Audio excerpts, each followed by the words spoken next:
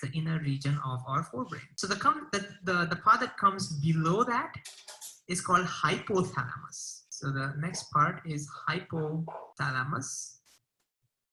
And hypo kind of means lower. So it's the lower part of the thalamus, hypothalamus. And this last part, which we'll be interested in, this one, the small thing that you can see over here, that is called the pituitary gland. Pituitary gland, at this part over here. Okay. So these are the 4 parts of our forebrain. So these are the only parts that we'll concentrate on. So let me just put them together. So this is your forebrain parts. All right, so what do they do? What's a pituitary gland? I put that in your notes. Okay, what is a pituitary gland? Elizabeth, do you remember? What do we call the pituitary gland? It is the master gland. It controls. Correct. Why is it called a master gland? Because it controls all your involuntary functions. Okay, that's a good answer. Very good answer. Okay, that's your master gland. Hint, hint, wink, wink, comes out on major exams. What do you call the pituitary gland, or what is the master gland? Okay, pituitary gland. This one he's not drawing, he's using pictures, but there are other videos wherein, like what I told you, the cardiovascular system, he's drawing using a pad, and they're so good at drawing, and that's what I don't. When God showered the artistic talent, I was probably sleeping, drunk, or hungover. Okay, so Miss L got some of those when he showered something, some of those talents, but not the drawing part, the sketching part, okay? I know how to draw a stick man, so I like using this references, so stay with me. What are their functions? We don't have to look at the individual functions, we don't have to do that. The forebrain as a whole, what does it do? Well, one of the things, like we already said voluntary functions, but again, let's dig a little deeper. What does it do? One of the things that you can think of is thinking, right? And when I say thinking, I'm including a lot of things over here because there's not much space.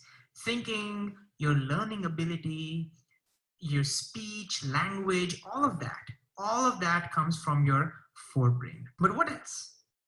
To think about what else your forebrain can do, take a look at this picture. The reason you're able to see this is because of your forebrain. You may be wondering, wait, it's my eyes, right? It's eyes. But the eyes send the signal to the brain, and it's your forebrain that does the processing, and that's why you can see it. Similarly, you can hear me right now because of your forebrain. All the 5 senses, you can sense them because of your forebrain. And so one important function of your forebrain is sensing. Let me just write that as sensing, okay? What else? Well, you identified this picture, right? It's a puppy. Did you confuse it with something like maybe a donkey or tiger? No. The reason you can even remember it's a puppy is because of your memory. Because you know what puppies look like and you can associate with it. So that also comes from your forebrain. Memory, learning, all of that comes from your forebrain. Now, when you look at this puppy, some kind of emotion came in, right? Like you may have felt, oh, what a cute puppy. You may have felt happy looking at it. Maybe if I showed you some different picture, maybe if I showed you some scary picture, you would experience fear, right? So all the emotions, they too come from your forebrain, all your emotions, including love. That's all right, love does not come from the heart. Fun story, the other day my wife asked me, hey. I love that he said that, okay? Love doesn't come from the heart, okay? I always say, you know what? God put the brain here on top of everything so that it controls everything, okay? Anyway, that was cute, he said that. Okay, he's gonna say something about, how much do you love me? I said, I love you with all my forebrain. But it was worth it. All right. Now, besides these, there are also other things that the forebrain does. Some of the feelings that you get, like for example, the feeling of hunger, the feeling of being sleep, thirst, or maybe, you know, after you have finished a meal, the feeling of fullness. All of that also comes from your forebrain. Actually, that comes from this part of the forebrain, but we don't have to remember all those things. So these are some of the functions of your forebrain. So what's next? We're not going to look at the parts of the midbrain. It's a tiny section. We'll not look at its parts. So let's jump directly to the hindbrain. If you look at this brain stem over here, the bluer section, you can actually see 2 distinct regions over there. So one region, one lump over here, and one more here, right? So this one, we use a different color. So this one over here, it's called pons. That's the name given to it, pons. Again, I know, little weird name. It's Latin, again, it means bridge. It's kind of like bridging between the middle brain and this bottom. That brings us to this bottom part, which is pretty important for us. The bottom one is called, here, it's called medulla oblongata. Okay, you remember this from your career prep? Medulla oblongata. Mr. Jackson likes saying this, okay? And highlighted what medulla oblongata does. Do you remember? Christine, do you remember Mr. Jackson saying what it's for? Medulla oblongata. More coffee? Jason, makes me want to go to sleep. I'm jealous. Jason, do you remember what medulla oblongata is for? All I remember is from Waterboy, and it makes you ornery. Makes you what? Ornery. Ornery. Okay, Shauna, what about you? You still there? My Shauna, do you remember from Mr. Jackson's class?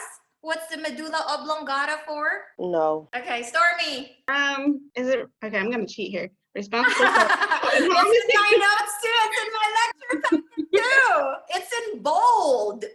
so it functions ranging from vomiting to sneezing.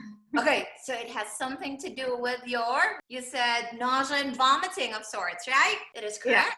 Yeah. It has something to do with nausea and vomiting, correct? That's a good answer. Okay, let's listen. Okay, we're gonna look at its functions separately. And then you can look at this big region. Let's make it dark so we can see that. Hint, hint, wink, wink, the medulla oblongata will come up on your test. Okay, that's why I'm asking. So this region, which kind of looks like a brain on its own, is called cerebellum. Do not confuse that with cerebrum. Cerebrum is the biggest part of our brain. Cerebellum, that's the name given to this. So these three regions are going to be the part of our hindbrain. These are hindbrain. And since we're not going to look at the parts of the midbrain, this is it. This is all the parts that we need to remember. So again, what are the functions of the hindbrain? We already saw it's involuntary, but let's look at the individual one. Let's look at medulla oblongata and the cerebellum. These two are important for us. So what is the medulla oblongata? Well, again, it controls most of the life-giving involuntary processes. Okay, so we'll say life-giving involuntary processes. I'll just write invol, okay? Involuntary processes. That means these are the most essential for life, like your heart beating, your breathing, digestion, all of those essential things are taken care by your medulla oblongata. Along with that, it also controls some of your reflexes.